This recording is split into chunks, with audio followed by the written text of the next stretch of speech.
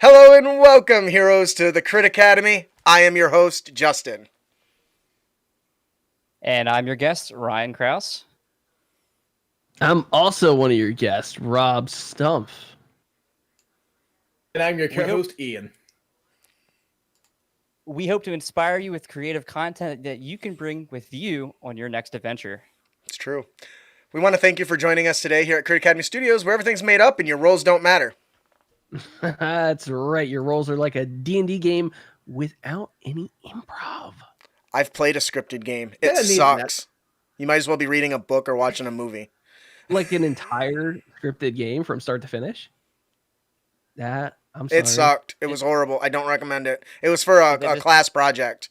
And he had to write out the story, and it wasn't natural. So improv is important.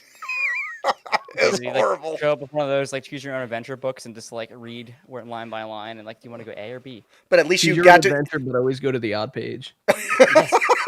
That's the secret. I am super excited for today's show. We got some fabulous guests, our unlikely heroes. Thank you guys for joining us today. Thanks for having us. You're welcome. and Rob's non-face down there, wherever he is. Hey, you can see the picture of me, and that's all you need to know. I'm as cute as I look. Trust me. Oh, he's above me. Okay. Well, it depends. Yeah, on the layout, he should be above you. The beauty is that his image is so small you can just cover it with your thumb if you find it distasteful. I'm not your type. Just cover me with the thumb. So in our main topic today, we're going to be discussing improvisation in D&D, which every game has a shit ton of it, but some more than others. We're going to go through and give you a few tips to help you better improve your improv. But before all that, we have our Let's Talk About Blank segment. Today, I have brought these awesome guys on board to be our guest hosts. They run the Dungeons & Dragons actual play podcast, Unlikely Heroes. Welcome, Ryan and Rob. Can you tell us a little bit about yourselves? Rob, why don't you go first this time? Yeah, I'll start this time. No problem. So yeah, my name is Rob Stumpf, and I play a barbarian on the Unlikely Heroes show named Kyle Hansen, who I might add is a typical monster drinking, drywall smashing bro guy. You know, the kind that you would expect to be named Kyle on the Unlikely Heroes show. That's me. What, Ryan? You tell them about you. Yeah, so I am the dungeon master for Unlikely Heroes show, and so I don't have a character, obviously, but I created this little slice of our little homebrew world that the basis of the show is that they get sent to our version of the Forgotten Realms from modern day, that usual D&D trope kind of thing. So that's a little bit why Kyle is Kyle. So I have been doing this I've been in D&D for like 6 years now, maybe. So I would say I'm still pretty new to it to some extent, but not as new as me. Yeah, Rob, how new are you? I'm actually I'm super new. So I guess I'll tell you guys how we came to be to begin with. A couple of years ago, Ryan and I have known each other for years. We both kind of work in the automotive field in our own ways.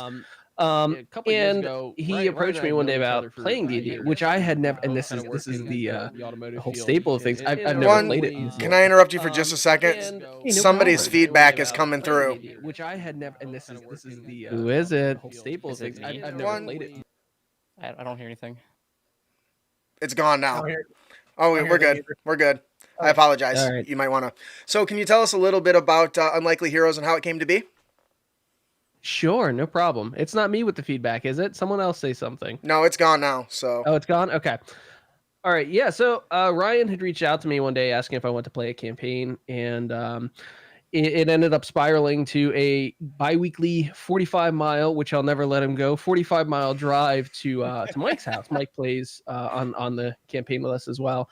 And we would, record our show and whatnot and put it out. And it's enjoyable. We decided to kind of spin it off into a podcast from the beginning. And kind of, I learned with it as we went with it. So it's interesting to me to kind of learn along the way and realize where I'm messing up and Ryan kind of kicks me in the butt for that every once in a while. We kind of flesh out what we did for the show, what we did right and wrong for each episode. So, yeah, Ryan, why don't you do your turn? Okay, yeah. So I'm also gonna just say a little bit here because we mentioned Mike. So Mike is actually the person who introduced me to Dungeons and Dragons, and so Mike. Oh, so this is his yeah. fault. Yeah, kind of, yeah. But Mike Wentz and his wife Jenny, they're also on the show. They play characters, and they're not here with us tonight. But they were probably they were instrumental into my introduction to Dungeons and Dragons. But furthermore, with Unlikely Heroes, we're listening to other Unlikely or other Dungeons and Dragons podcasts, and kept going on about how we were like this one over and over and over again, and we're like, well, we should try that. We have between the four of us, we have the stuff. We might as well try. And yeah, we talked Rob into being a character. Maybe it was because he had a lot of microphones. Maybe it's because he is really good at this. I don't know. We'll never know now. Exactly, because he's both now. So, but yeah, it was really interesting to go from running, home around the table sessions to doing it to the extent of that's recorded and you have to make sure that you keep the details correct the entire way through. Yeah. I wouldn't know a whole lot about that because if it wasn't for my players, I probably wouldn't. It's their responsibility. So I had the privilege of getting to actually play with you guys, and so for people who haven't listened to Unlikely Heroes, can you guys have an elevator pitch why they should listen to you? Because there's a lot of Dungeons and Dragons podcasts, and there's a lot of options. And yeah, there really are. There's a ton of them. That's not something that we kind of expected. And yeah, elevator pitch. Okay, here we go.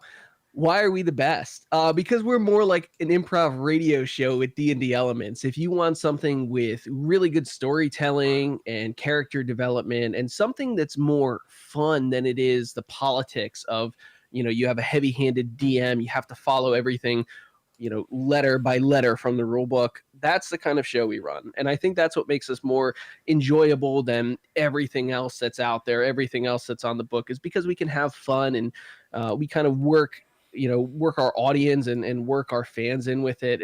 It's a really good time. And just a little bit of the community that we built around it in our little slice of the D&D podcast world is super fun. And I hope that anyone listening tonight can listen in and enjoy it and have as much fun as we do with it. Yeah. I had when I first got a hold of your show, I listened to a couple episodes, and I'll be honest, I was cracking up the whole time. I instantly knew that it was different because I think your greatest strength is that you don't focus so much on the rules. Because while I love rules, I'm very much a theater of the mind person. So your more lax version made it more carefree and much faster paced than most D&D games, which I think is really, really fantastic. It definitely helps as someone who struggles with paying attention to things. It definitely helps being that fast paced with things. Mm-hmm. And I will just for anyone that just wants to listen, I recommend if you're tuning in for the first time, check out episode 10. It's my favorite one. We actually had is that the sauce one? It is. It's the double sauce off. We actually had for the intro, every single episode we do a skit in the beginning to where we kind of take the last episode's events and we roll them into something new. And for that particular episode, I'd actually commissioned someone who I didn't know this at the time, but he ended up being a finalist on New Zealand's Got Talent. To record this whole big song. That's awesome. For the introduction for it. It's my favorite one. And if you're going to pick any episode to just, feel us out with, choose episode 10. Yeah, I couldn't agree more. I think that there's a lot that goes into a podcast that people don't understand, and it can make it hard for some people to get into. So the fact that you have a go-to episode, hey, if you want to know what we're about, you can catch it all in this episode. That's fantastic. And obviously, when you run a podcast like this, what kind of challenges do you guys keep running into, and how do you overcome them? Oh my God. The biggest challenge, and I think everyone that runs a podcast can kind of attest to this, what was COVID this year. Being able to switch completely to remote and losing the stride that we had was a little bit difficult. But fortunately, we had this before we started. We'd actually recorded about I don't know 4 episodes in prep to release all at once. And one of the characters that we had dropped out of recording, so we had to start an entire new campaign. That sucks. Yeah, we that's actually when we brought in Jenny. Jenny replaced the other character, and she does a fantastic job at what she does. And I think getting that stride and sticking to that stride has been the biggest challenge that we needed to overcome with this. Ryan, what do you feel? No, yeah, I agree. And I think another really big thing that's hard is getting the scheduling right. It's really tough for grown ass adults to try to get together often. We try to do it weekly to prep and bounce ideas and also record and get and edit too. Oh my God, we actually had to bring Joel. Joel, he was our he basically previewed all the episodes and figured out where we might have missed something with editing. And it got to the point to where things were so busy and episodes were so convoluted. We brought in Joel for full-time editing on it. And oh my God, we are so appreciative to have another person, working on that side of the house, the logistics, the back end, because there is so much that goes into that, which you guys know, I'm sure. You know what? I would be remiss if I didn't give a huge shout out to our previous editor, Camden, and our newest editor, Seth. They really take such a workload off you. There's so much work that goes into editing. So I understand that. I totally I understand the challenges that come with that and how much of a relief it is to have support there. So, overall, like I said, I really like to start.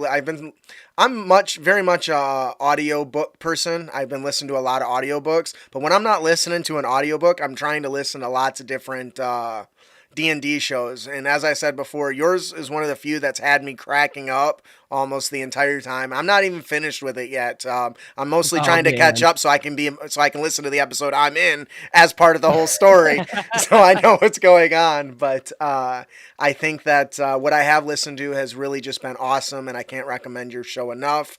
If anybody is interested in checking your show out, where can they find you? So we're pretty much on every social media you can think of under Unlikely Heroes Show or Unlikely Heroes. But you can get on the website, unlikelyheroeshow.com. That's our website. Links to social and where to listen. Everything is right there. You can find it and use whatever platform your heart desires. I promise. Precisely. I love stuff like that because it certainly makes it convenient for the listener to use whatever podcatcher program is best for them that they prefer. As you said, you guys are on all the different platforms. There's also a link in our show notes if you are driving and can't remember it by the time you get to your destination. So you can head on over to Crit Academy and check out the show notes for episode 201 there. So, all right. Is there anything else you guys wanted to hit on that we maybe didn't cover about your Unlikely Heroes? Well, there is one more thing, right, Rob? What's in about a month? Should we talk about that's right. That's right. So we're doing all the prep work right now for season 2 that we're working with. What we actually ended with and where you guest voice was our season finale for season 1, which we're super excited for everyone to hear. But we're even more excited to start season 2 because we're doing a ton of prep work on the back end for it.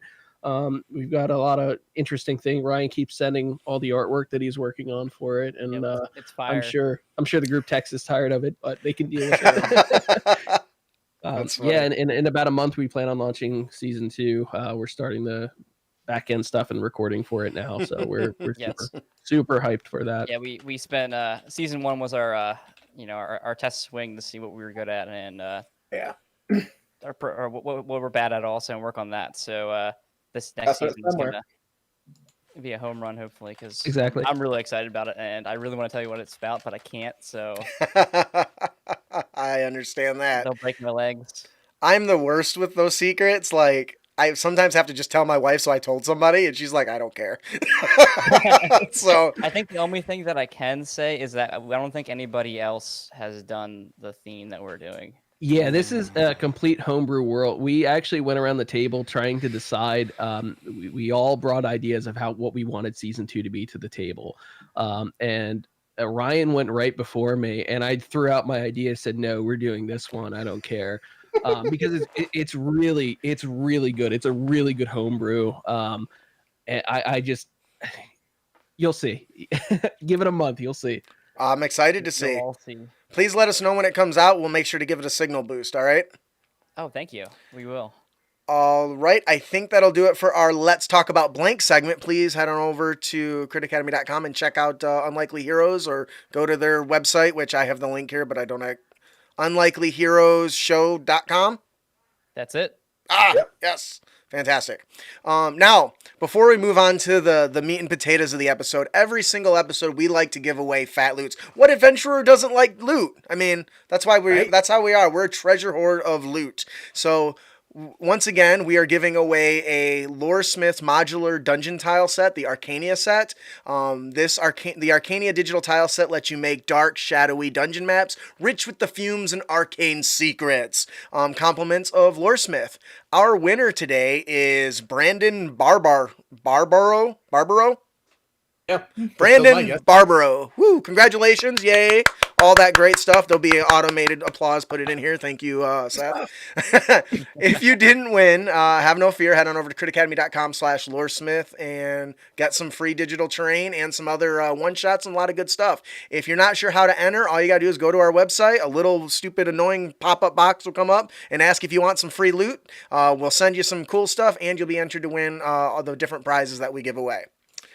So, on to the meat and potatoes now. We are, for our main topic today, we are discussing improv tips for dungeon mastering. Now, I'm not going to pretend that I came up with this list. I am not smart enough. I got this list from the 3wisedms.com. There's a link in our show notes. You can go check out the full article. This is to give us a nice little template, and these are some really great ideas that I felt just needed to be shared. So, beyond this, we'll try to give you guys our best feedback and any things tips that we've learned along the way, but we'll use this as a jumping off point first. The 3 wise DMs say, don't be afraid to make calls and stick with them. There's a military saying, an okay plan executed quickly is better than a perfect plan executed too late. This is the way of good DM improving. Do you guys agree with that? What is your experience there, Ryan? Yeah, I would completely agree with that. So I've done some episodes that I've like over prepared, and other ones that I've literally had 2 lines written.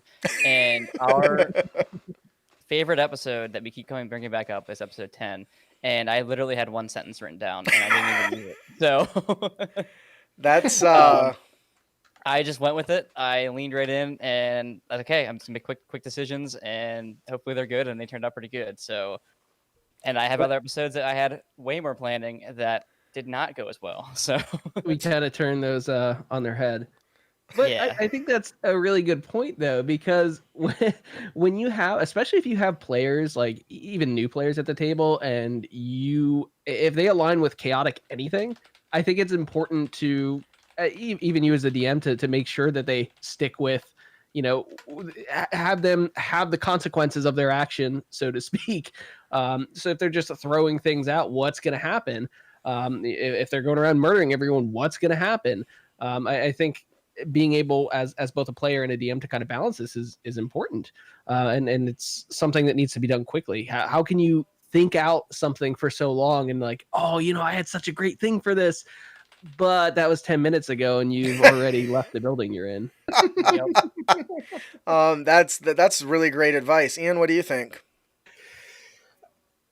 I mean, even just looking back at this show in particular, when we first started out, you would type on full-on scripts that we would read verbatim, and then I quickly suddenly asked for my advice, like, so what do you think you should do? I'm like, out the script, just make bullet points, go from there. It does work. When we read a script, it sounds like you're reading a script.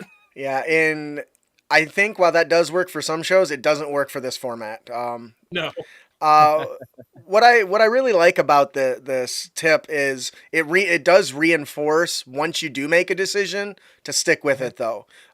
Because honestly this is one of my greatest failures, and I will throw it out there for the world. I'm terrible at keeping notes, and so when I write something, or when I just say something, I'll have to refer to my players to remind me, shit, what was that person's name? Damn it, where were you even at? What did you fight last time? Because I think we have that same problem too.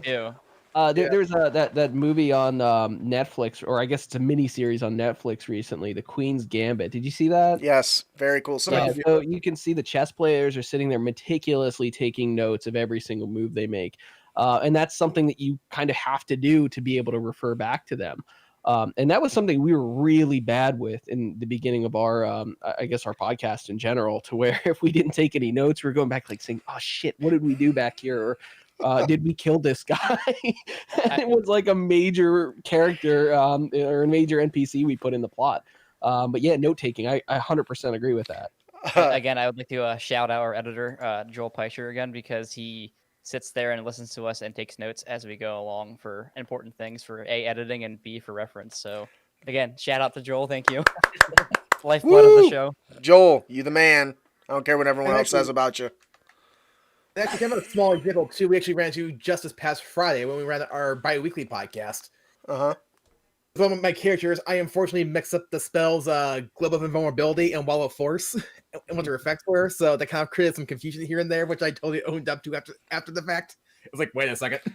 All right, so before we move on to the second one, there's one thing that this really, I think, fits this. If you ever watch Mythbusters, they say, remember, kids, the only difference between screwing around in science is writing it down. And that certainly applies to this situation as well. So, Ryan, what is the next tip that we got here? The next one you have written down is think globally and act locally. And so I read your quote here, I guess. Yes, that'd be great. Thank you. I'm going to do that. The trick to improving an open world game is not to know every little thing that could happen.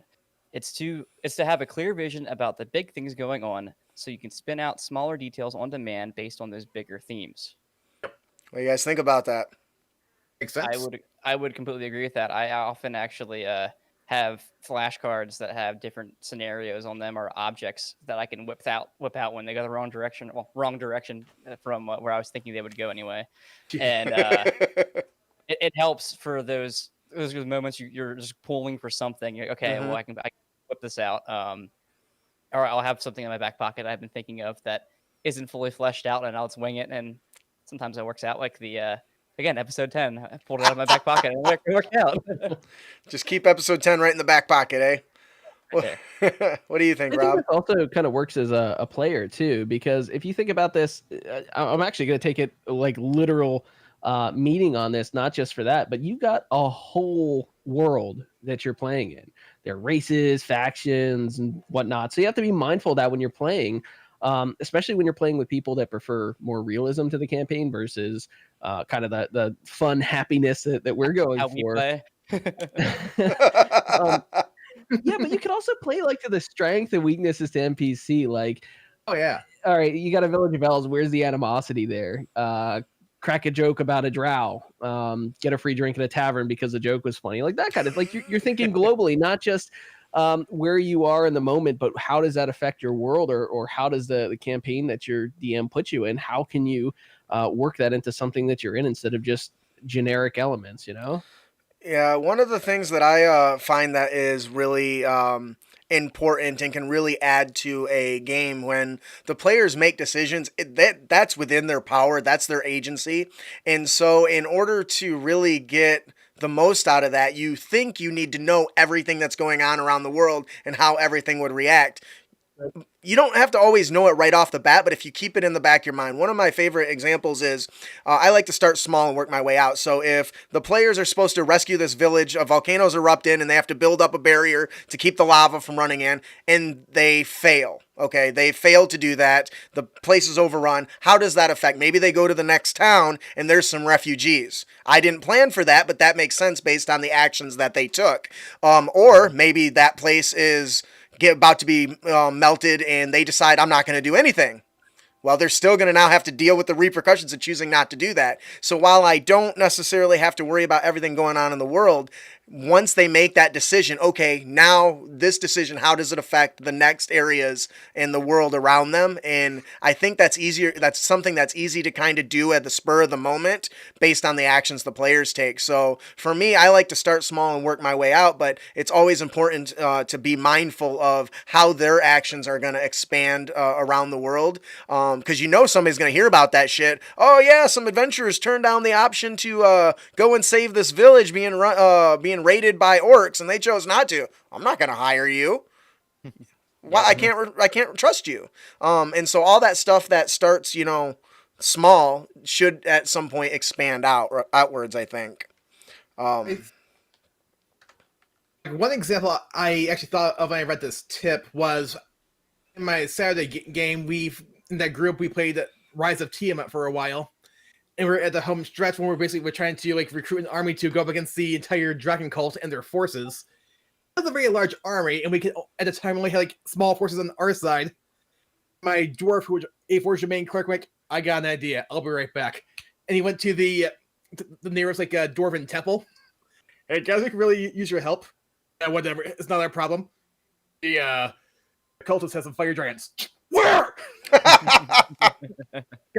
dwarves and giants have a thing against each other. So you're able to leverage the knowledge of the bigger world to get a different reaction locally. I like that. Very cool. I still have to the players. So I just recruited an army of angry dwarves by leveraging casual racism. So no. We here at Critic Academy do not endorse racism at all of any kind. No. Neither do we. Rob, would you like to tell us about our third improv tip here? Yeah, so before the racism, I thought that was a great segue into the third portion of it. Really, that's kind of what it is, but there's history behind it too. So the third point is to flesh it out after the fact. Whatever happens in the session should be set in stone, but everything else is free for you to fiddle with later. I kind of touched on this earlier, but when I said a decision is made, there's kind of a no take back rule on things. You can't just, if you mess something up, you have to deal with the consequences. You can't just have can I take this back or reach out to your DM for assistance on there. That's kind of something you have to take responsibility for. You did it. So, I mean, if you let everyone get away with everything, that's how you end up with a group of murder hobos at the table. Right. True. But it also could be fun later on. So if you end up morphing your mistake into a running joke, when you actually voiced an NPC during the season finale, during the final battle, I fucked up a call with something that I planned on the entire season. I planned on doing this for the very last episode, and I fucked it up. And I couldn't just go back and fix it. It's like, well, damn it. This is it. It's done now. I know what you're talking about, but I'll leave it spoiler free. Sometimes that shit just happens, unfortunately. Ryan, do you have any thoughts on this? I'm not really sure of the second. So I with DMing and how we do a very casual thing that is highly improv. We do a lot of that where I make decisions and I'm like, shit, I probably shouldn't have done that. Okay, well now I got to figure out how to continue rolling this to either spin it off in a positive way or to not hopefully have the whole party killed. We'll see what happens, kind of thing. Yeah. I know it happens a lot. I'm trying to think of a very specific example right this second, but I can't think of one. Rob, do you have an example from when I led you guys astray? Oh my god. There's one episode where you have that Murderous Moon. Oh yeah, that. Oh, you go ahead. Oh my god. Okay, so spoiler alert for anybody who has not gotten here, but I mean it's 2 months ago, maybe Rob. But the gist of it was that the party was hunting down a glowing orb that was in the well, and they went through a series of different challenges that ended up with Rob fighting in his own version of himself that was made out of blood. And all that going through everything, Jenny was able to use a bag of holding and put the orb inside of it and just stop the whole thing entirely. And I let it happen because it was his genius. But at the same time, I'm like, welp. And then it doesn't end there because then they went back to turn in their quest and get what the next thing they needed. And as they're leaving, and Jenny's like, "Oh yeah, here's this bag I found." And then they open the bag, and it just destroys the whole fucking town. Oh, no. Which then we reminisce on later on. He remembered it. Yes. He actually. I don't want to spoil the last episode. I'm not gonna say anything. I don't want to say anything, but it's referenced later on. That's awesome. I like those things. So I really like this because as a person who doesn't improvise 90+% of his shit, he has very fleshed out notes. I believe you. You should. I was very genuine there. When I come up with an idea or something, because I don't necessarily have it fleshed out right away, I have found that either I'll flesh it out the next game, like the players, constant stupid joke. I had a pillar of smoke. All the players, I was expecting to go that way, and they fucking went the other direction. So totally just kind of everything I'd written, gone. So what I had learned is like, well, you guys are getting this encounter, and then I'm going to figure out what's that direction. Eventually, I got lazy and just moved the smoke I plan over there without the billowing smoke. But what it allowed me to do, though, is because they went that direction, that island became more well-designed than it was intentionally. Because it was originally supposed to be just a single encounter over here, get the boat, and go. But they didn't do that, so I was like, well, these guys are over here. So what's over here? Well, I'm going to move the boat over there, and okay, now you're fighting these other guys. So now I end up with 2 warring tribes on this island when it was only supposed to be 1 tribe, all because of something the players did. I wrote it down, and now I was able to sort of flesh it out after the fact and make it even more interesting than it already was. Because when they were over here in this other group, they did end up seeing a bit of scuffling and get attacked by the other one, which was just something that had been improv'd off the fly and written down later. So to me, it's really great to be able to say, okay, I don't have much for this, but here's what we can do for now, and then I can come back later and add to it and flesh it out. I've definitely seen sometimes too where people try to go the opposite direction and try to flesh it out up front. Gave so many details that went over the players' heads because they weren't paying attention necessarily. And you know the example I often gave for this, Justin. A friend of mine who gave a very elaborate description for an NPC. Red coat? Yep, the pirate captain. Yeah, so that was a really interesting one for people that don't know. Do you want to reiterate it, shorten it though? Yeah, short version, a friend of mine, the party hired a ship, gave a very elaborate description of what the captain looked like to ferry them to an island. Ship dropped them off, went around the island, invaded a village. But when the players get to said village, Bill's like, we got attacked by pirates, and here's what their leader looked like. And the player's reaction was, doesn't ring a bell. And when they even got back to said ship that hired them, like, hey, Captain, have you seen the guy with this description? Nope. How many times do you got to explain something to the players before they just don't get it? But I think that's a fine line. I don't really want to get too much into it, but that's a fine line where do you just keep relying on the cluelessness of the players or just say, you know what, your characters realize the guy's wearing a red coat and the guy that just ferried you's the guy you're looking for. So that's an ongoing battle, I think, for some people, though. Oh, yeah. Like the puzzle children meme. Our 4th tip is improv for fun. The whole point of improv DMing is to give the players agency and let them drive the narrative. But it's important to work in things that you'll have fun DMing, because we're all there to have fun, not just the players, not just the DM. I mean, the DM is a player too. I mean, what's the point if you're not having fun? So I'm very much of the mind that it's a player-focused game, and it's my responsibility to facilitate what they want to achieve and what they want to do. And I have personally found some really great success with including the players in the world building for this. So when they walk into a shop, describing, okay, you walk into the shop, what's it look like? Is it rickety? Is it fine? It's a nice fine place. All right, you got a dwarf sitting behind the counter there, shining a weapon. What's he look like? And then let the player flesh it out. What's the inside of the store look like? Because A, I don't give a damn. I really don't. B, they're going to remember it because they created it. And I found that they build more, they'll be more invested in the story that way. So for me, improv, putting the spot on them makes the story better and less work for me. That's a good tip, Ryan. You better remember that. Yeah, I was just thinking that. It's like, I know I haven't done that yet, actually. That is on our a good show tip. anyway. That's a really good tip. For us, like voice acting is half the fun, and Mm-hmm. that, I think that and improv kind of go hand in hand with it, and that's something I think I can do, a better job self-reflecting. I think I can do a better job at. And it doesn't matter if you're good at it. I mean, you might be judging me because you're listening to me, but at the table, I don't think you're judging the other people with it. So Right. you kind of have to like throw out the inhibitions and kind of get in the zone with it to make it feel more lively, more experienced. And Ryan's terrible at voices, and he made this awful character voice one time. No. Oh, wait. Oh, should I show him the body pillow? I was gonna bring it up. Yeah. Oh, you Go keep going. go get that while I talk about this. You don't have like a porn pillow, do you? Because No, It's close. safe for work.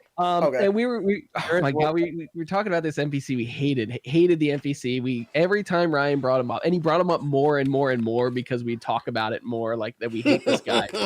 And it became a running joke throughout the podcast. And oh my god, the listeners loved it. And I hate it so much. And he built so many things around it, even a puzzle around it that we carried out for like 10 minutes because we didn't want to say the thing that involved like we like this character or it's our friend. And then recently we got a package. Ryan got a package. Someone turned some fan art that they made of this NPC into body pillows with the character on it. Ryan, do you have those? Okay, yeah. So shout out to Axel if you're in the crowd there or not for sending us this beautiful Christmas gift. There's two sides to this pillow. Did you describe the character? I'm sorry, I had my headphones off. Right. No, I didn't. Okay, so the character's name is Leafy Two, and he is a kind of like a treant, I guess, of sorts. That has like a Mickey Mouse style voice. That is, I made him to just fuck with everybody because we needed some spice, and I wanted to have fun too, and that was my way of having fun. So first off, I should start with a fan had made memes about how they wanted a body pillow of this character, and this is their meme version of it, which is a tree with nice abs. But wait, there's more. I love that one. Now on the backside, you get the official rendering of Leafy 2. That's awesome. That is so cool. He looks like a supermodel. The app side is my favorite one. I hate the character, but it was such an awesome gesture. Like one of these are yours, Rob. By the way, I have to give it to you whenever I see you sometime. Oh, thank God. I'm gonna put it right on the bed, and my wife's gonna kill me. Yeah, my wife says I couldn't put it in my bed. She's probably watching this too, so. That's funny. Can I put it in the bed, wife? I mean, generally, I wouldn't imagine she'd be upset with a little extra wood. Hey! That's a penis joke. That certainly was. Oh my gosh.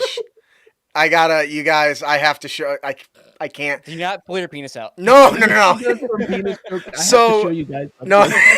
So my dad's notorious for drawing dick drawings over everyone. Well, I just finally got he supported our Kickstarter for Memorable Monsters, and so I had to make a monster based on him, and it is the most phallic inducing character ever. He's got a giant hammer named Andre. He's got a belt that's got like a oddly straight mushroom on it, and it's the most hilarious thing. If I get a chance, I'll try to share it, but it had me cracking up, and that reminded me of it. So overall, do we have anything else? I don't even remember. What tip are we on for?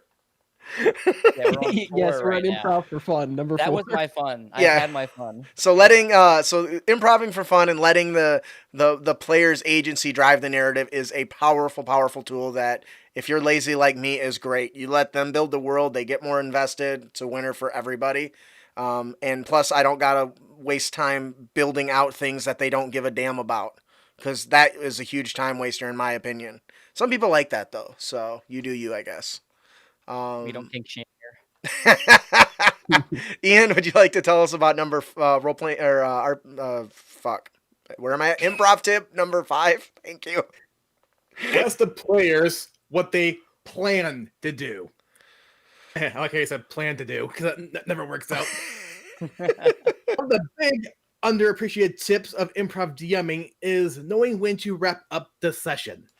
It's not always a good idea to stop when you have no idea when the party or what the party is going to do next. Instead, RP a little longer to find out what the players want to do so you can hedge your prep a little bit. That's awesome. Oh, yeah. Because I think in our Avernus game, I think there was a few plans we had to do that we ended up not doing because the situation resolved itself the way it did. So Right. That's going to be true of any game, though, I think. What do you guys think?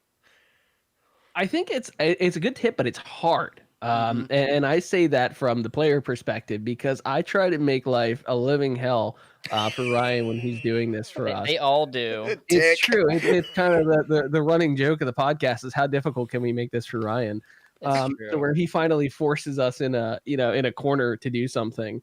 But yeah, I mean, it's kind of a shared responsibility. Like you as a player have to know, in a sense, that the DM needs to lead enough to where, okay, they want a certain thing to happen. Where can we steer these players to make something happen? Like the good example is the island that you brought up earlier. You try to steer them to that, but then they can 180 you sometimes just for fun because they don't want to do the thing that you want them to do, which I'm going to do. You give me any chance to do that, and I'm going to do it. But being able to steer and then be as a player like reciprocate that idea to kind of follow in that direction to lead to the eventual outcome is important, and you kind of need to listen. I think that's the big portion of it. The DM needs to be able to tell the story, and the player needs to listen and then kind of follow with it. But they can't. Again, this goes into how scripted do you want it to feel? Right. Do you want your own agency to where you're steering the story yourself, or do you want to go in that boring scripted episode? Like, it's a fine balance, and I think it's really relying on the players and the DM, just the chemistry of who's at the table to be able to make that work right. Right. That's a really good answer. Hey, thank you. If I had golden little smiley stickers, you totally would have just earned one. Aw. But unfortunately, I don't. What he said.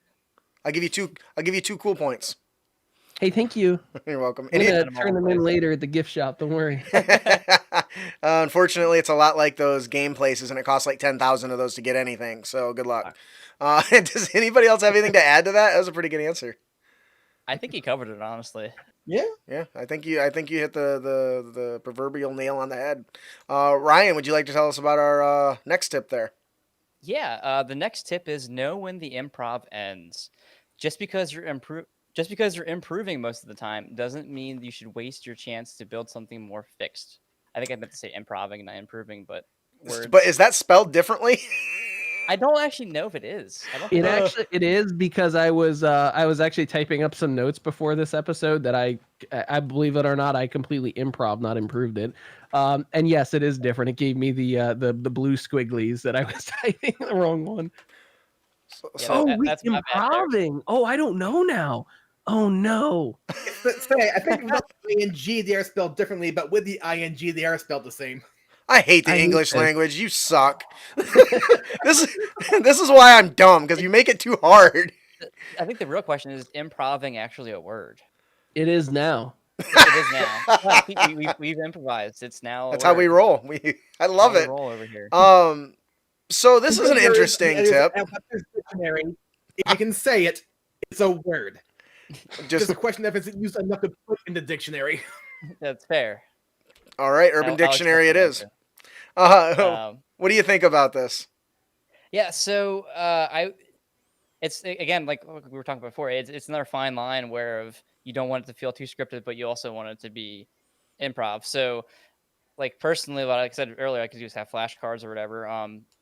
So it's for like a large scale thing when you're improving, and then you have what? Okay, so we have a big story moment coming up that definitely isn't as improv because it's part of the overall. We're going to go kill the BBG or whatever. Need to know how to get there, or whatever it is. But if you don't have that fleshed out enough, then it's too chaotic, in my opinion. So then you're just like, okay, well, they're going around smashing stuff, and then boom, here we go. Here's the big final fight, and there was no hard choices that actually were revisited down the road, I guess you could say. More so of just like on the spot action, on the spot. And if you're like me and you don't take notes enough, then you're like, oh shit, I forgot about that thing. So I think that it also depends if you're doing a one shot or something lasting several sessions too.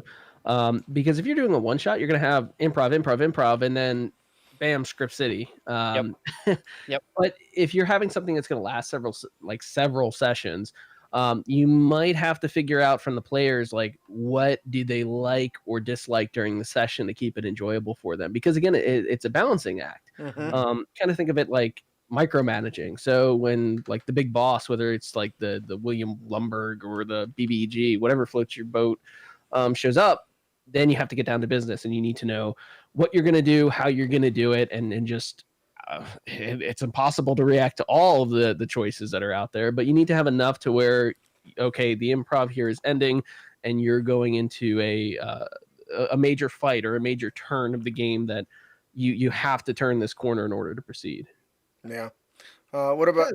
Go ahead. See it as a way to like don't get too hung up on the details to fix it on them, because there's a point where you do have to move on eventually. Yeah, exactly. The example I would think of is with the Book of Lost Tales written by Tolkien, where he literally spends an entire page describing a tree. I'm like, okay, look, I guess an important tree, but move along here. We get the idea after 2 sentences. It's funny you say that, because that's actually the point that my sticking point for this.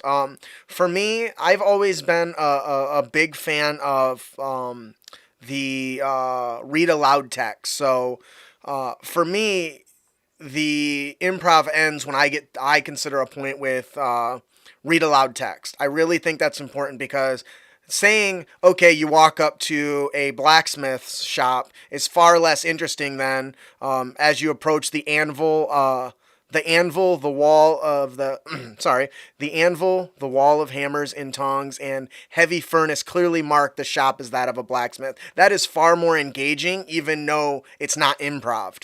I can just say you go to a blacksmith and there's some shit on the walls. Once again, not as interesting as me. If I have it written out ahead of time, I only use that as an example because it happened to be something I had pulled up yesterday. But I normally like to leave that stuff to the players. But if it's a place of importance, that to me is, okay, before you guys say anything else, I'm reading my block of text that sets it. And then if you don't care, don't listen. But we're getting through it, because to me, that's there to help build the mental image, so to speak. And that's what I think of when I think of know when improv ends. Is this is where you're done. I'm not going to make this shit up, because I'm not a good impromptu describing all the ashy smell in the air, the smell of steel in the air when you approach the blacksmith. I don't think about that shit half the time. So if I don't write it out, you're not going to have anything. I don't know if that came across as any sort of coherent, but clearly not. Thank you, guys. I was going to add to what you said there and say that I often, like when you're saying about describing things or whatever for improv and also scripted, one like a little balance I can do with describing a room or whatever is I'll actually bullet point a couple different descriptive words that I can pull ad lib as I'm going, so I can, because you're sometimes you're thinking like 3 steps ahead and you lose track of what you're saying in the moment. You're like, oh shit, I gotta think of keywords as we go along here, so I'll keep the keywords there. Just to, I think it's kind of feeling out the DM too, because after playing for quite a while, when Ryan does something like that, we're like, oh shit, maybe we should pay attention to what's in this room, because there's some sort of puzzle or some sort of setting that's worth listening to and worth paying attention to, because there's going to be something about it. Right. You get in the weeds with someone that just reads this and every single thing, and it's gonna get boring. You got to keep it varied. Yeah, you don't want every room you enter to be a 10-foot by 10-foot room with a door on the other side. Hey, I feel personally attacked.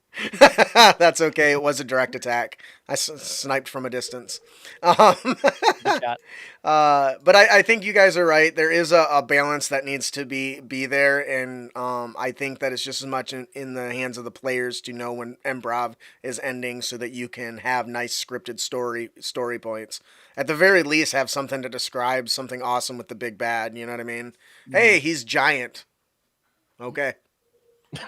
He is dummy thick. Yeah. Rob, do you want to take the last tip here? Oh yeah. So tip number 7 is fuck the DM. No, wait. It's about the player. I like your title better. Thank you. Improv DMing is really about letting the players lead. You facilitate their adventures by filling in the world around them the best you can. For it to be fun, everyone has to be on board with that. Oh, you know what? We were just talking about this. That's good. So hey, yeah, Ryan. There's a fine line between just having a blank canvas and having something painted for you. And this goes past just like the setting too. So think of it as the entire storyline. So you have players that are rampaging through an entire city, or you guide the players through a specific scenario. Being able to tread that line and figure out what your players like and what they don't, I think is going to be a huge line that you have to tread as the DM.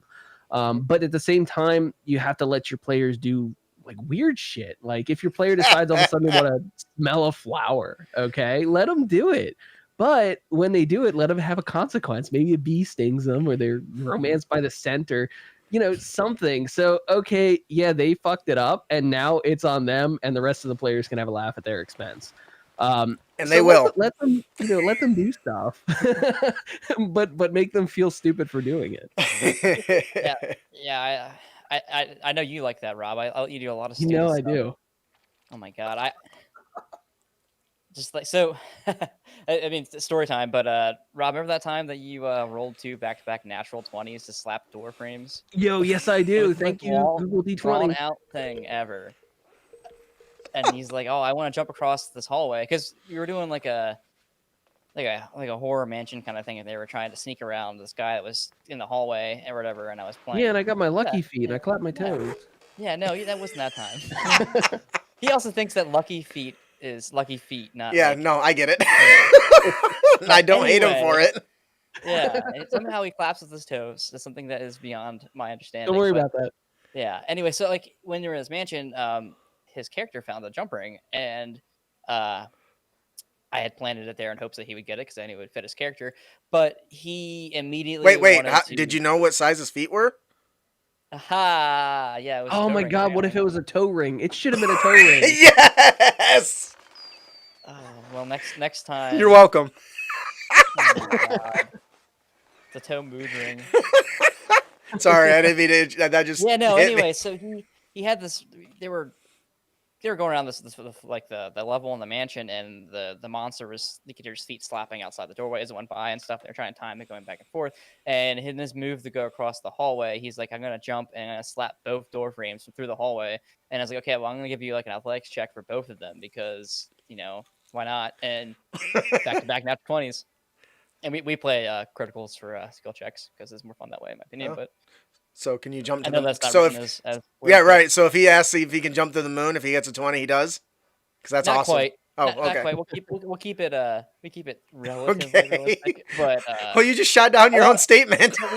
It's true. No, it's true. No, so it's not a like black and white. Oh, you get to do everything you want. It's more of it's about the players thing. So if he wants to do it, I will give him a chance.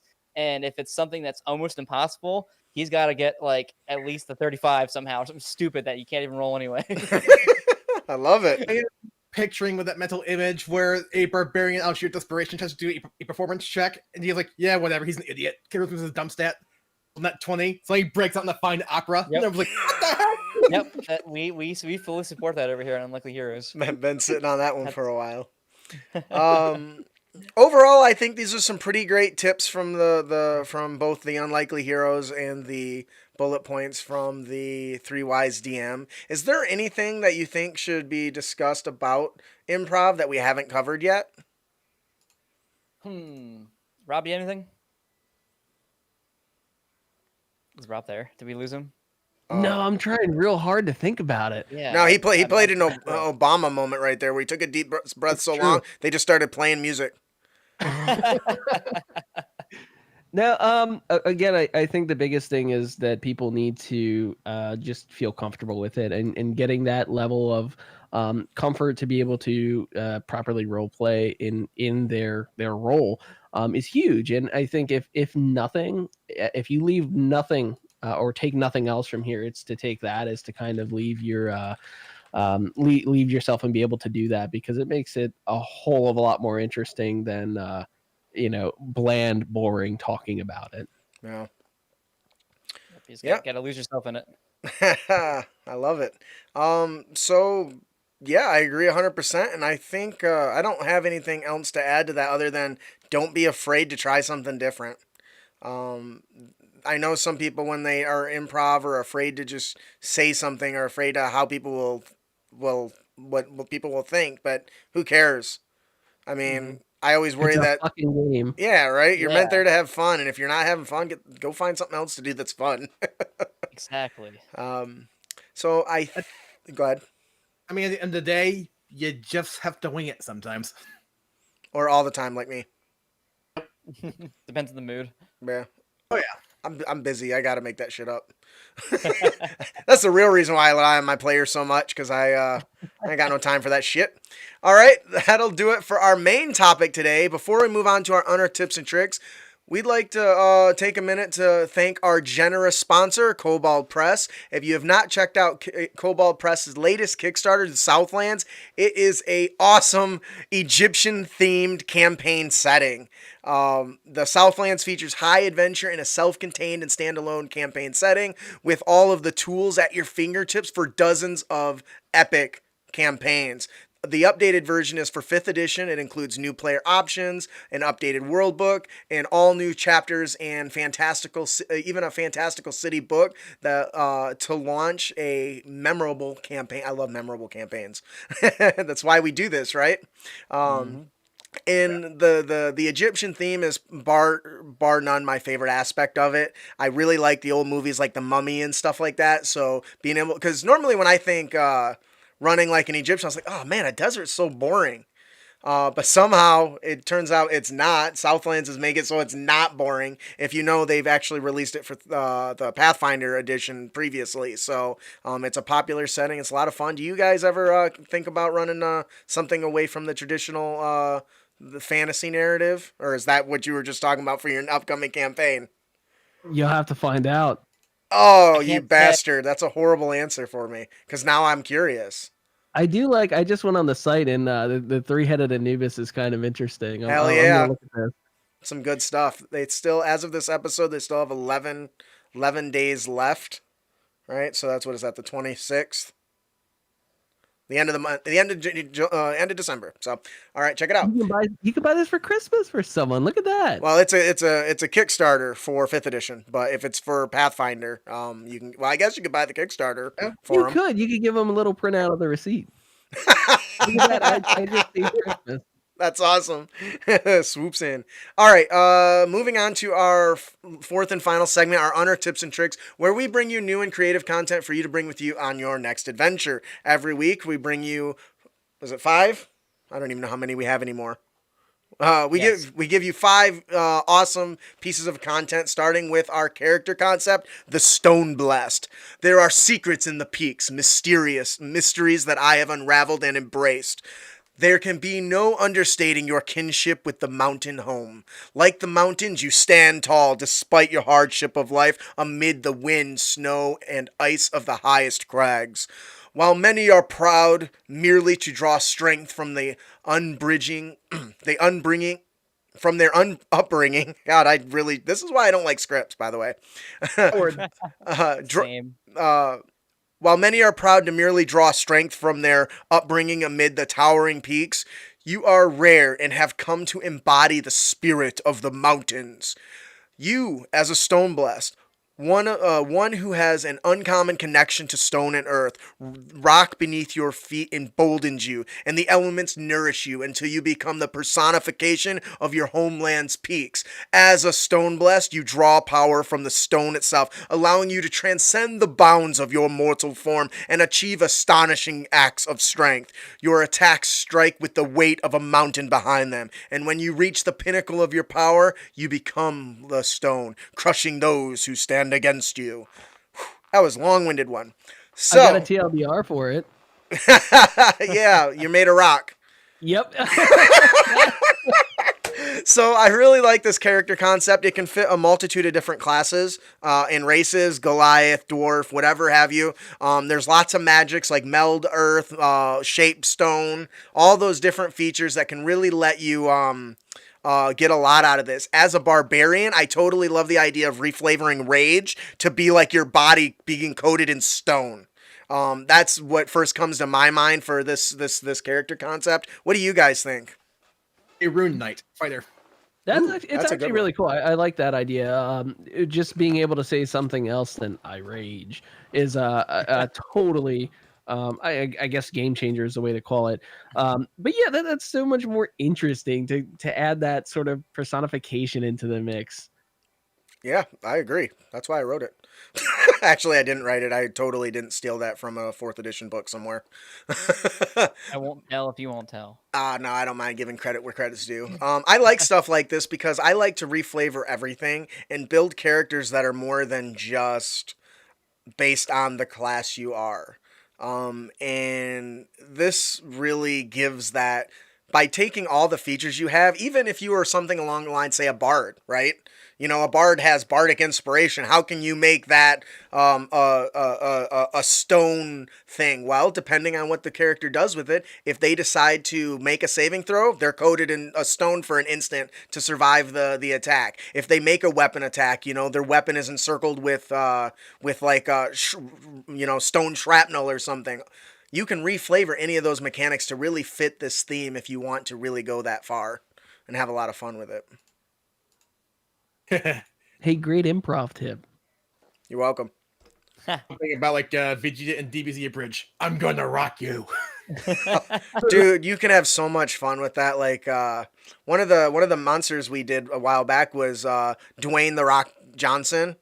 Dwayne the Rock Johnson. So giving people the Pebbles elbow is just, it fits, and I totally be rocking that. What, you don't like my puns? Oh my god! No, the Pebbles elbow, yeah, man. Drop a little stone on them. Prepare to be stoned.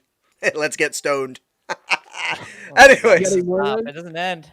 Anything else we wanted? Is there anything you guys think that you would do to really get this flavor across to your character? Because it's one thing to have it in your backstory, but to incorporate it in your character, is there any way you would do that specifically? I'm thinking about a bard yelling, "Get ready to rock!" I was thinking more of the barbarian yelling that he's rock hard, but that works too. Oh my god! I wanna rock. All right, there we go.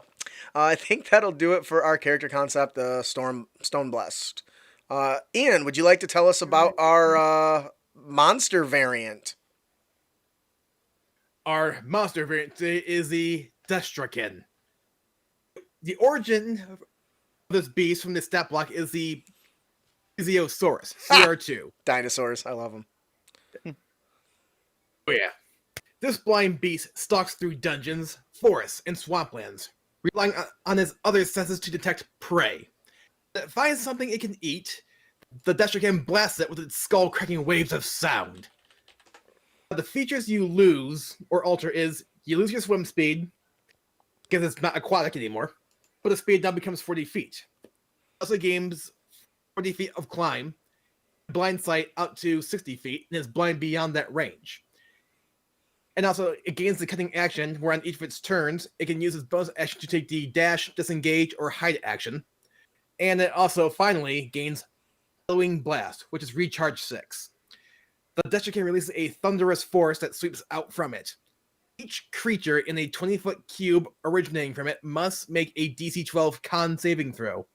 A failed save, the creature takes D8 thunder damage and is pushed 10 feet away from it. A successful save, you take half and isn't pushed. In addition, unsecured objects are completely within the area of effect are automatically pushed 10 feet away from you by the power's effect. The spell emanates a thunderous boom audible up to 300 feet. Hey. So, the only other big difference from the plesiosaur is it has a bite attack or some shit. What do you guys think about this? Does this sound like an interesting monster? Yes. Good answer, Ryan. Yeah, Yes. that's a great A, dude. Solid A plus. Great conversation. So I think we're done with that then. 2 points now. Did I get my 2 cool What? points? No, that's like -2. Nice try though. Can I have this cool point? Can I take it from him instead? Anyway. Well, if you can get a sleight of hand check high enough, absolutely. He's above me, isn't he? So. Oh my goodness. Still hold his breath for an hour. I mean, for me, honestly, I think it's cool in general. The idea that you have a blind beast stalking through dungeons in general, I like that. The whole role playing aspect of having a blind beast is another thing past just fighting a stack block, because a lot of it's like, oh, here's another kobold or here's whatever. But when it comes to a beast that is missing one of its senses, it definitely makes it a little more flavorful, a little more zesty. Because that could be something like you work into the storytelling or to the mechanic. Because think of it like what movie was that? The Predator or whatever, where it comes right up to your face. Or if you think there's a whole movie based off of that. What was the Silent Place, right? What? Quiet Place? Quiet Place. Yeah, Quiet Place. That's it. Quiet Place. Yeah, if you think about that whole mechanic to it, you could work so much interesting stuff into that. I think if nothing else, that is the huge takeaway from the variant. I actually agree with you, and the goal behind was this: to have a monster that could create thunderous rocking noise to startle the players and attack in areas of complete darkness, magical or otherwise. Because no matter what game you play, putting players into darkness where they can't see what's attacking them is a terrifying experience. And knowing that whatever is attacking you is got a roar so powerful that it's knocking you on your ass, that just sounds like a lot of fun. And of course, giving it the dash and disengage and hide action as a bonus action means once it done roars in your face, it can run away and hide until it recharges. So it doesn't ever have to get close enough to be threatened by you, especially, and on top of you not being able to see, makes it really, really fun. So I like the whole stalker, creepy darkness vibe. And I actually have this coming up in a campaign where I put it with a mage who created an orb of magical darkness. So it doesn't inhibit his monsters, even though they're significantly weaker than the characters. It's a lot more of a challenge when you can't see what the hell you're fighting and know where it's at. So I think that'll do it for our monster variant. Rob or Ryan, would either of you be interested in taking our encounter? Well, I have the next one after that, so maybe Rob should take it. All right, sure. So the encounter is a visit to the doctor. The characters enter a small town. The adventurers are quickly identified by, who's that, Richie?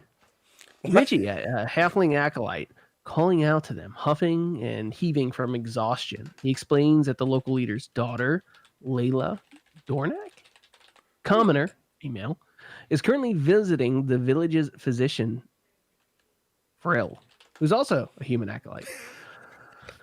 Regardless, hey, you know the thing you said about scripts? Yeah, I got if it. the characters help or not, she dies 1d4 days later. Dr. Frill needs 2 special ingredients to complete the herbal cure for the rare disease: a red and pink mushroom that grows deep within the caverns in the north. The final ingredient is the roots of a tree imbued with magic. With a successful DC 14 survival check, a character knows that this particular mushroom grows as a result of excrement of a cave-dwelling grit. With a successful DC 14 intelligence, the character knows that the tree with imbued magic is referred to as an awakened tree. The characters must race against time to gain the missing ingredients to save the young girl. As the DM, using survival and knowledge checks to help the characters along, This is a race against time skill challenge. The characters must succeed on 5 skill checks before they gain 3 failures. Every failure means lost time. This can take the form of getting lost, hazards slowing them down, or even a monster encounter. Rest should be limited and should be clear the potential risks involved. What do you guys think about this? There's a lot of degrees you need to accumulate, and there's a bit of danger to acquiring them, without question. I think the most interesting thing to me is always the race against time, because especially with this, because you have such like a just a glowing difference. It's like a life or death scenario, and just the outcome. Like as I'm reading this, like I'm thinking to myself, well, what's going to be the outcome either way?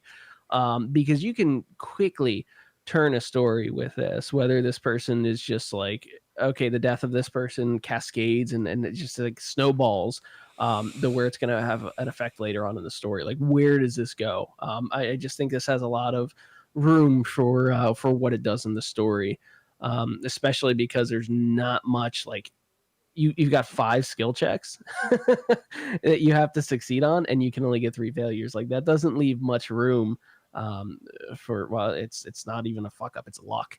Doesn't leave much room for fucking up. Absolutely. What about you, Ryan? Yeah, and to piggyback off of Rob there with the whole race against time thing, I love the whole race against time thing, and also having variables along the way that are like, okay, you have to roll this check, and if you fail this check, then guess what? There's a consequence. And I know that it's random, but it also plays a little bit into your character's strengths or weaknesses. So Yeah. And I like it when the party identifies that, and they can be like, okay, so hey, we'll put this guy to this one. Maybe he'll be the one to do it. And he has a higher intelligence score or whatever. Maybe he'll do better with this one or whatever. And they kind of like can, I wouldn't say meta it because no one likes that, but like they can leverage their strengths. Exactly. Thank you. And that's the goal, because it's easy to build a combat encounter where all the combat skills shine. It's much harder to build an encounter that lets the other secondary utility skills and powers make a big difference. And for me, this is designed with a ranger or a druid in mind, specifically because it can utilize like their favored terrain to gain permanent bonuses, or some of the other druid and ranger-esque spells that allow them to ignore terrain and stuff like that, because not every encounter needs to be about combat. For instance, with the dwelling in the cave with the Grick, sure, they can fight it, but is that the best use of their time? The combat person be like, yeah, let's kill it. Why not? But the other person's might be, well, this person's going to die, and we don't know how much time is left. Do we really have time to waste fighting this after we've already got its shit? Literally 18 seconds. But to me, that is more fun, and kind of what Rob said, the fact that you can change the importance of that person that's sick, and that can totally change the impact of that character's death upon their failure. Especially if it's somebody that's like a royalty or an ambassador or some bullshit like that. So I really like stuff like this, because there's so many times people just say, I take a rest and I get all my stuff back. I take a rest, I get all my stuff back. I'm not super fan of that. I like to whittle away any of my players, even Ian will tell you, I like to whittle down all their resources till there's almost nothing left. And this is a great way to do that. So, well, that puts them in a weird predicament too, and it kind of forces the improv with it, because if you're limited on consumables, you have no other choice to be creative. Yeah, I like that. Spot on, man. Yeah, and that's kind of where a lot of these ideas, once again, these are designed that you as a DM or the players can really open up beyond what it says, because I'm not going to write a book, but actually I have written a book and I will probably write more, but this is meant to be something you can just springboard off of. All right, that'll do it for our encounter of the podcast, A Visit to the Doctor. Ryan, would you like to tell us about this awesome magic item you brought to us today? Well, boy, sure would I. Okay, so I came up with what's called the Thrifted Pants, which is a wondrous item that's common. So what I wrote down here is, wow, these pants are quite worn. Once per day, the wearer may rummage through the pockets, obtaining one item from the thrifted pants table. And the pants look like zip-off cargo pants in my head, but they can definitely be reskinned for whatever else you want for your world. But it fit in mine, so that's what I did. So I love that one of these is a half-used stick of chapstick. What the hell? Yeah, so I have a table that I wrote here that has 20 different things you could roll. I'm actually working on a D100 version that's going to be a little bit different for what our other thing we're working on that we can't talk about. But I don't know if you want me to read all these or just pick. No, just pick a couple. One. Yeah. So we have things like a cat toy shaped like a mouse with a jingly bell attached to its tail. We have an eye patch with a crude drawing of an eye on the outside of the flap. It's basically mostly useless things that are fun for role play. So when you're trying to persuade somebody and then you're like, okay, I can reach my pocket really quick. I'm gonna use my free action here or bonus action or whatever to do this. What else? I have a ring that laughs at a joke that no one else laughed at. Can I get one of those for my wife? Because she never laughs at my jokes and it's starting to think I'm not funny. There's a mood ring.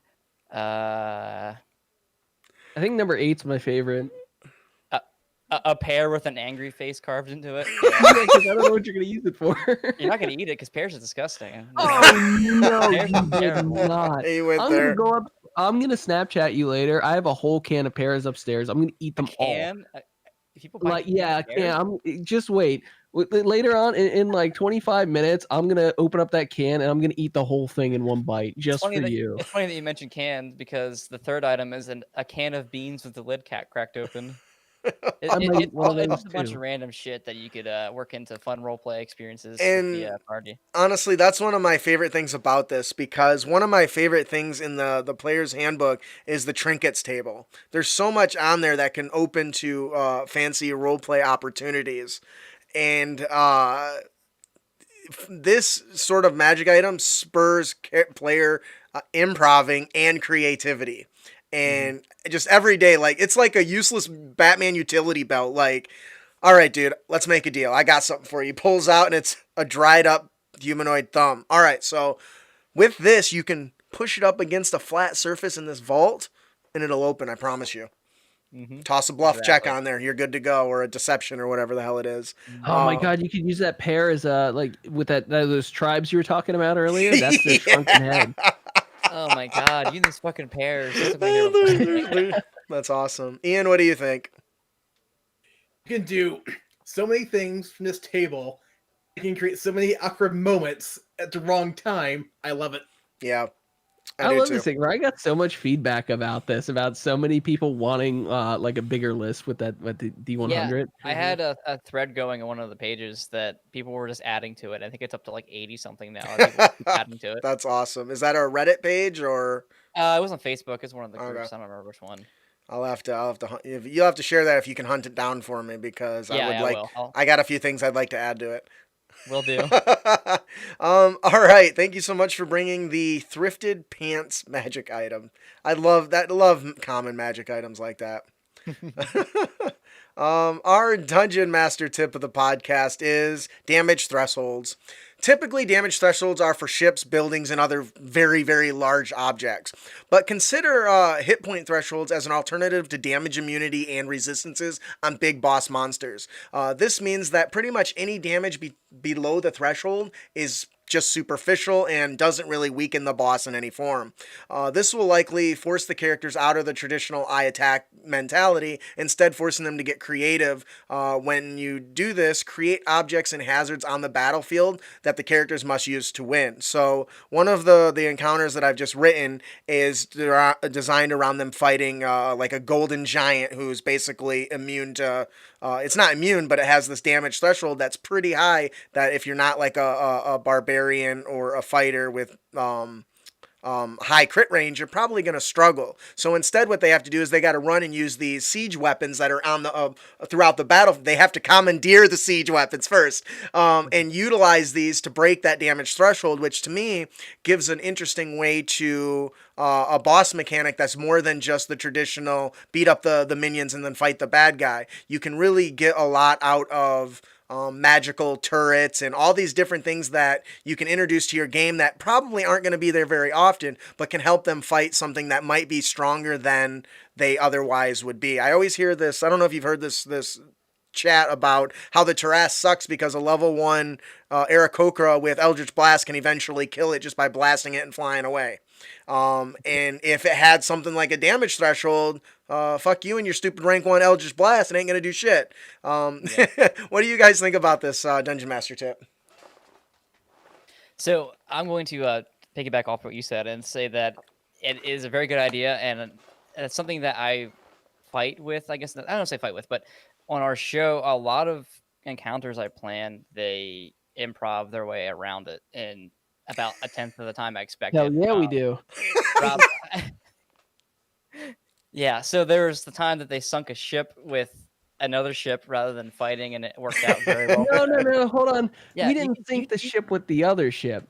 We sunk the ship by boarding that ship and then using its own cannon to shoot through the floorboard. That's what it was. Thank you. Yeah. Good thing we should write those down, right? Yes. See, that's why you write them down. Exactly. I'm trying to think.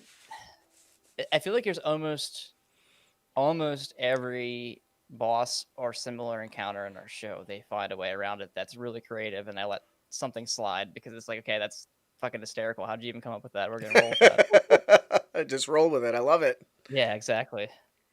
Got to reward that creativity. Rob or Ian, you guys got anything?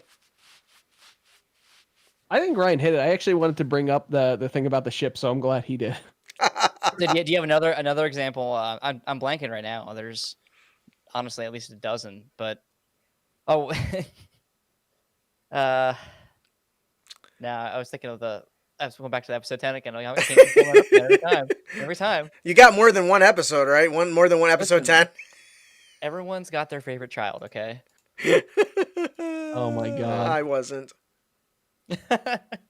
Ian, do you got anything? I definitely think it's a good idea overall, just because, like, I like the idea of just the fact that something is so big, so tough, you need to hit it hard enough to actually hurt it. And I've seen other RPGs do, like, damage scaling, if you will, like personal level, equal level, siege level, and so on and so forth. And this kind of fits into that, but not really, but still gives a similar feel to it. Know what I mean? Yeah, because I mean, I like damage immunities and resistances, and I think that's fun. But I think in some situations, there are things that are just so strong that they don't even feel it. And that comes across hard. That doesn't come across very well with traditional hit point mechanics. So I think that'll do it for our Dungeon Master tip of the podcast. Our player tip of the podcast is don't be a dick. Hey, nice try. Look at that. You got it. Now you gave me 2 cool points. I do. You more. Greedy. Hey, listen, I need those tickets. I need to get the things on the shelf. What's the coolest thing on the shelf that you could get? The keyboard. I need the keyboard. What? No, all right. There's no keyboard on the shelf, but there is a metal die. Oh, and a ticket to half a ticket to an old movie. I'll take that one. Okay. So this one might seem obvious, but I think it's something that needs to be said because I think I keep bringing up new groups, but especially when you bring a new player into groups, getting that fleshed out to feel how everyone kind of has that chemistry together is super important, especially when you're going to have players that play naturally like, I don't know, chaotic evil or something to where they might not try to be a dick, but they're definitely being a dick.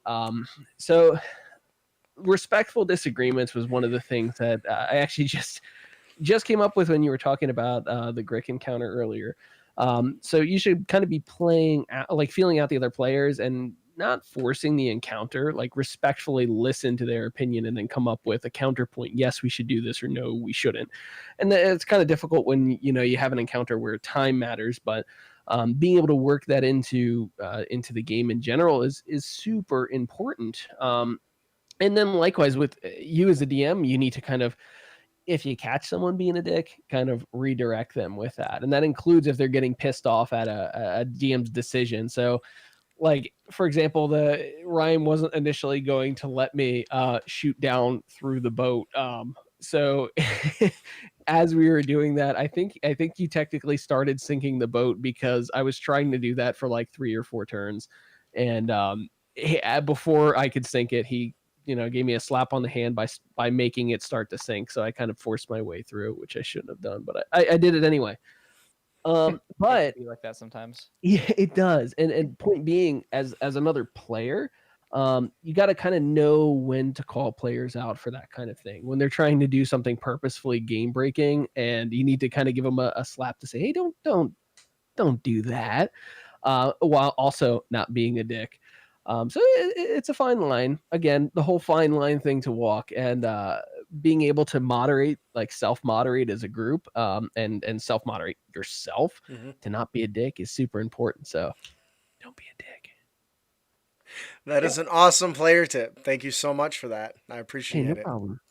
Well, I think that'll do it for our show today. Almost. Before we close out, we have another gift to give away. Compliments of Jeff Stevens. A masked menace terrifies the region. Adventurers stumble into her scheme, the kidnapping of a masked performer known as Devon Artis. Her mission is to deliver a ransom and collect Devon. As you play in the module, Scourge of the Nightingale, Part 1, A Song of Love. And our winner today for this adventure is Ag Jison. Hey. You said that out loud. I couldn't help but laugh. Congratulations, Mag Jison. I love it. If you didn't win, no problem. Head on over to critacademy.com/Jeff Stevens for more fat loots. That'll do it for our show today and for the rest of the year. This is the last episode of the year.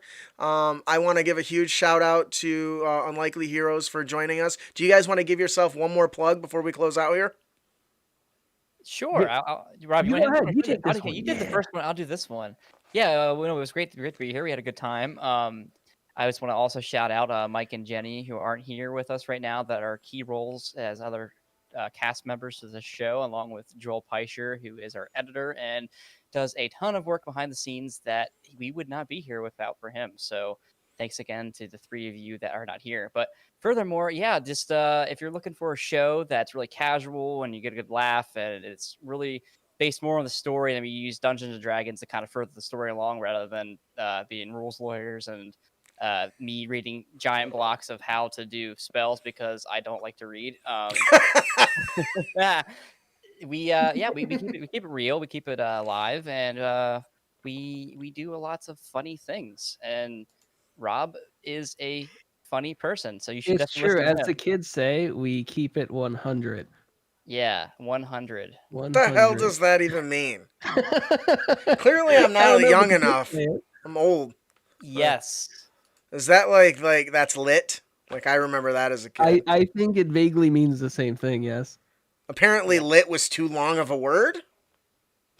100. You had to turn it into numbers. Yes. Anyways, I want to say personally, I thank you guys so much for joining us. I love your show, and I'm waiting. I'm trying to catch up before my episode that I'm on with you releases because I want to have it all. But I'm really excited to see what else you guys come up with because you guys are just funny and hilarious, and it's a great change of pace from the more traditional actual plays that I listen to. The fact that you guys are real people sucked into the game is just awesome too. No, we appreciate it. I can't wait for season 2. And if you guys are listening to us for the first time, please check out episode 10. It's my favorite, and I'm going to keep talking about it until I beat it into the ground.